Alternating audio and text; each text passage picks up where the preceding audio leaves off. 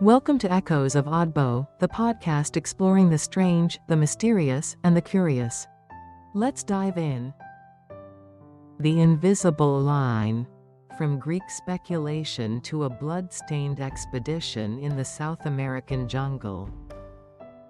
You've probably seen that neat white stripe tourists love to stand on, the equator line, slicing across plazas and photo spots. A simple painted line, yet behind it lies humanity's most profound attempt to understand the shape of our planet. The real equator isn't visible, and its position was not always certain. Today we know it as Earth's largest circumference, a 0-degree latitude defined with centimeter-level precision by GPS. But the story of how we located this invisible line is an epic, one filled with sacrifice, conflict, and unfulfilled ambition.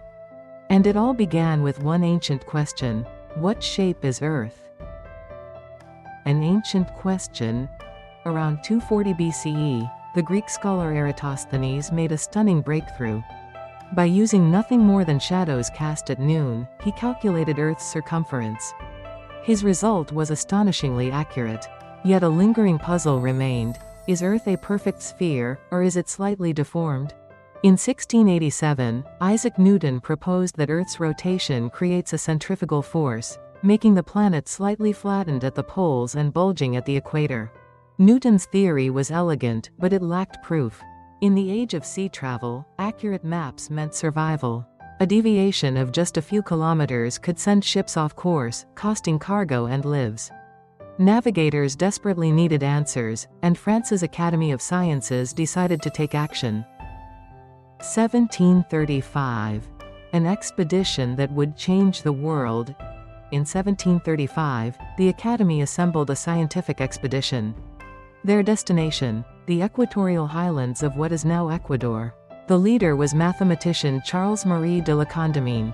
Joining him were astronomers Pierre Bouguer, Louis Gaudin, and 2 Spanish naval officers. They carried into South America instruments the region had never seen: telescopes, quadrants, zenith sectors, tons of equipment forming a mobile fortress of science. After an 8-month journey, the team finally reached Quito in March 1736. Glory did not await them. Hell did. The plan seemed straightforward. 1. Select 2 points roughly 330 kilometers apart. 2. Measure the ground distance between them using 6-meter metal rods. 3. Determine the angular difference by observing the stars. And 4. Calculate the Earth's radius to see if Newton was right.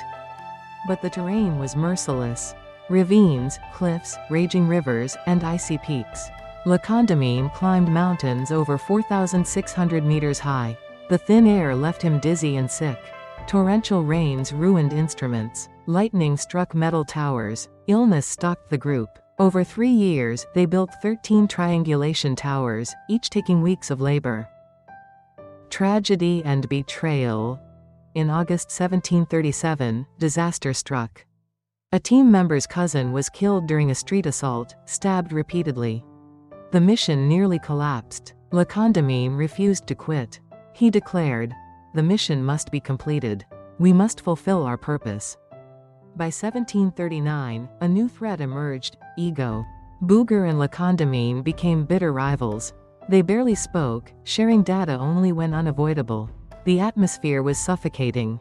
Yet, after years of toil, they finally produced results. The calculations showed the equatorial radius was indeed larger than the polar radius. Newton was right. Earth is an oblate spheroid. Rivalry and ruin. The mission was complete, but the suffering was not. Bouguer rushed home to claim the credit, sparking a feud that lasted until his death. But the story of Louis Gaudin was darker. He stayed behind. Years later, his wife, Isabelle, mounted a desperate rescue through the Amazon jungle with 30 people. It was a massacre. After 45 days, Isabelle staggered out alone, starving, delirious, half insane. No one else survived. The expedition lasted 10 years. Of the original 11 members, 3 died. 1 went mad. 2 went bankrupt. Friendships shattered. Careers destroyed. A line measured with blood. The costs were severe. But the reward was monumental. An invisible line became the backbone of modern civilization. Every time your phone shows latitude 0 degrees, it echoes that blood-soaked expedition. Precise equator data revolutionized navigation, aviation, and later satellite technology. The explorers' footsteps faded, but their legacy didn't. The line they revealed, hidden, eternal, still spans the Earth, a reminder that science often advances on the edge of human suffering and brilliance. Their journey carved an invisible axis into our world, one measured not in chalk or paint, but in courage, obsession, and an unyielding hunger to know the truth. Thanks for listening to Oddbo. Stay curious, and see you next time.